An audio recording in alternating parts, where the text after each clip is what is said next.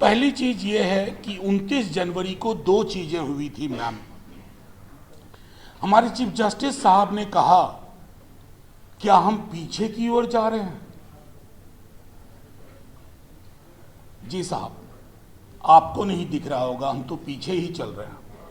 ये पूरा देश उल्टे पांव की यात्रा पे है और उल्टे पांव की यात्रा में रेड सिग्नल ग्रीन सिग्नल नहीं दिखता, अंधा कुआं भी नहीं दिखता। मेरे ही सवाल के जवाब में पार्लियामेंट में कहा गया था कि 98.5% लोग जो सीवर और सेप्टिक टैंक में उतर के जान देते हैं वो एक जाति के हैं, एक जाति की उपजाति के लोग हैं।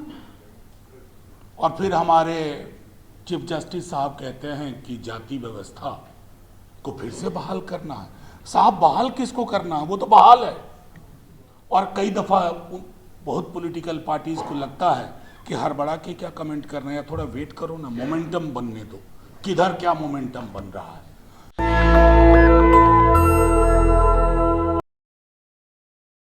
साथ में यहां बैठे हैं मंच पे और आप सब, क्योंकि कईयों को व्यक्तिगत रूप से जान रहा हूं, तो मेरा पहला पोजीशन ये है कि मैं वो सारी बातें नहीं बोलूंगा जो बाकी वक्ता बोल चुके हैं। बहुत बढ़िया। लेकिन इंदिरा जी से मेरा एक आग्रह होगा कि हमारे जो चीफ जस्टिस साहब हैं, अक्सर क्या हो रहा है इन दिनों, जब नया वाला आता है तो पुराना वाला बेहतर लगने लगता है कि यार वो ठीक था। तो हाँ, मैं ताहे का इस्तेमाल खड़ी बोली के अंदाज में किया है, क्योंकि आजकल लोग इससे भी नाराज हो जाते हैं कि विल्सन साहब इज हियर नाउ। मैं शुरुआत करूंगा, ज़्यादा 4 से 5 मिनट में अपनी बात रखूंगा। पहली चीज ये है कि 29 जनवरी को दो चीजें हुई थी मैम। हमारे चीफ जस्टिस साहब ने कहा, क्या हम पीछे की ओर जा रहे हैं? जी साहब, आपको नहीं दिख रहा होगा, हम तो पीछे ही चल रहे हैं। ये पूरा देश उल्टे पांव की यात्रा पे है और उल्टे पांव की यात्रा में रेड सिग्नल ग्रीन सिग्नल नहीं दिखता, अंधा कुआं भी नहीं दिखता। मेरे ही सवाल के जवाब में पार्लियामेंट में कहा गया था कि 98.5% लोग जो सीवर और सेप्टिक टैंक में उतर के जान देते हैं वो एक जाति के हैं, एक जाति की उपजाति के लोग हैं। और फिर हमारे चीफ जस्टिस साहब कहते हैं कि जाति व्यवस्था को फिर से बहाल करना है। साहब, बहाल किसको करना है? वो तो बहाल है, वो विश्वविद्यालयों में बहाल है, वो जुडिशियरी में बहाल है।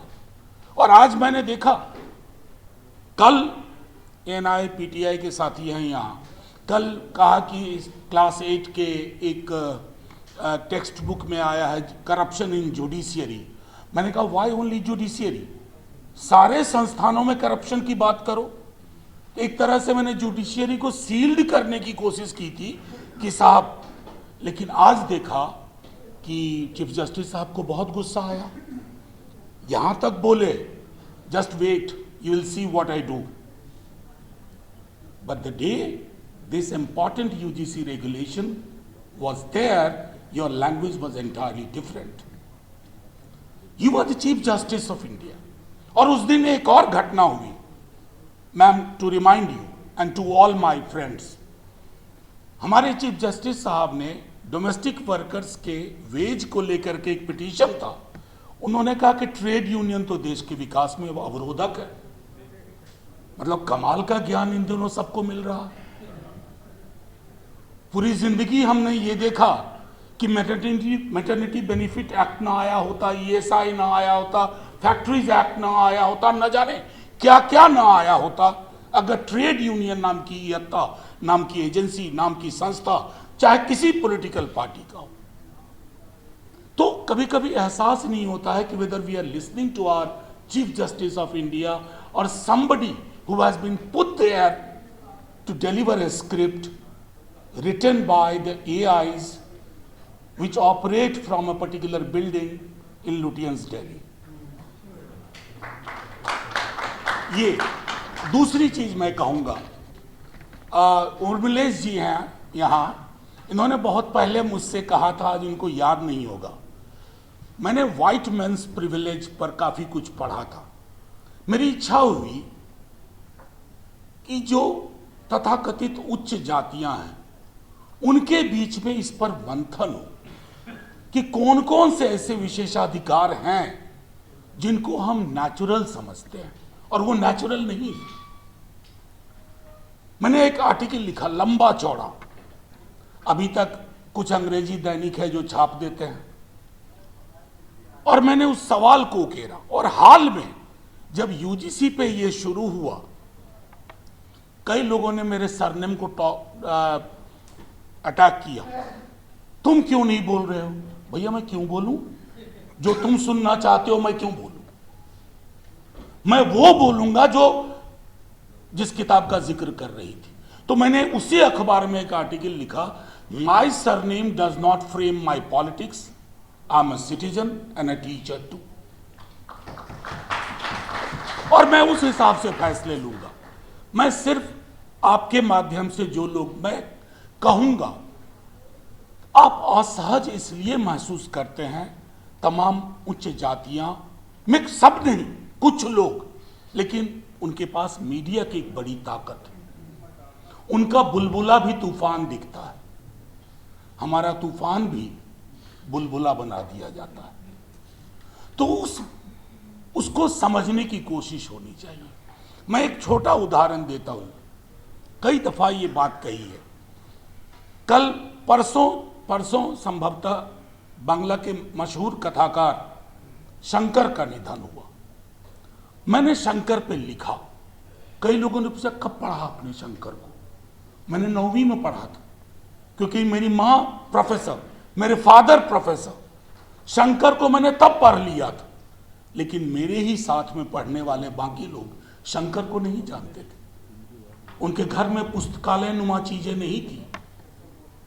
मैं कई दफा अपने करियर में असफल हुआ, ये मैं कई बार लिख चुका हूं, कई बार असफल हुआ, लेकिन मैं थाम लिया गया, क्योंकि मैं फर्स्ट जनरेशन लर्नर नहीं था। तो ये लड़ाई इस देश में अभी भी एक बड़ी आबादी की एक छोटी आबादी से अनइक्वल लड़ाई है। इस अनइक्वल लड़ाई में मैं चाहता हूं कि जो तथाकथित उच्च जाति के लोग हैं वो मंथन करें, उन विशेषाधिकारों पर एक बार चर्चा करें जिसको वो नेचुरल समझते हैं। जब सौंदर्य शास्त्र की दृष्टिकोण से कहूं, अगर कुरूप होने को, समाज कुरूप है और वो हमारे सौंदर्य की अनुभूति है, माफ कीजिए, हमने आईना देखना छोड़ दिया। तो मैं यही इसी बात पर अब मैं अपनी बात खत्म करूंगा। एक और चीज आखिरी कह करके, और ये लड़ाई एक दिन की भी नहीं है। 19 मार्च को कोई बहुत बड़ी चीज आसमान से गिरेगी, आसमान से वैसे भी इन दिनों नहीं गिरती है कोई चीज। 3 स्तर पर इस लड़ाई के लिए हम सबको तैयार होना होगा। प्रतिशोध की लड़ाई नहीं, बदलाव की। और पहली चीज है, ये दार्शनिक लड़ाई होनी होगी। दूसरी चीज है, दार्शनिकता से वैचारिकता का समावेश हो। और तीसरा सांगठनिक, और जिसका इशारा, एक बात आपने पॉलिटिकल पार्टीज के बारे में जो कही, मैं आधा सहमत हूं आधा असहमत हूं। Political parties mostly election fighting machine बन गई है, वो चुनाव लड़ने की मशीन है। और चुनाव लड़ने की मशीन तब तक ऑपरेटिव फ्रेमवर्क अडॉप्ट नहीं करती है जब तक वो कॉस्ट बेनिफिट एनालिसिस न देख ले। और कई दफा बहुत पॉलिटिकल पार्टीज को लगता है कि हड़बड़ा के क्या कमेंट कर रहे हैं, थोड़ा वेट करो ना, मोमेंटम बनने दो, किधर क्या मोमेंटम बन रहा है। दुनिया में कहीं भी, अनिल भाई, दुनिया में कहीं भी कोई पॉलिटिकल पार्टी कभी बदलाव नहीं लाई है, सड़क और गांव लाए।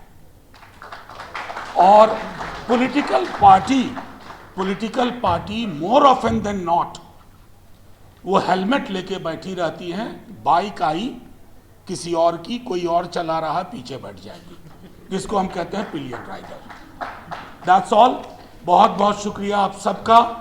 जय हिंद। नेशनल दस्तक की आपसे गुजारिश है कि अगर इसको बचाना चाहते हैं तो नेशनल दस्तक को सब्सक्राइब करने के लिए रेड कलर के सब्सक्राइब बटन को दबाएं, फिर बेल आइकन की घंटी दबाएं।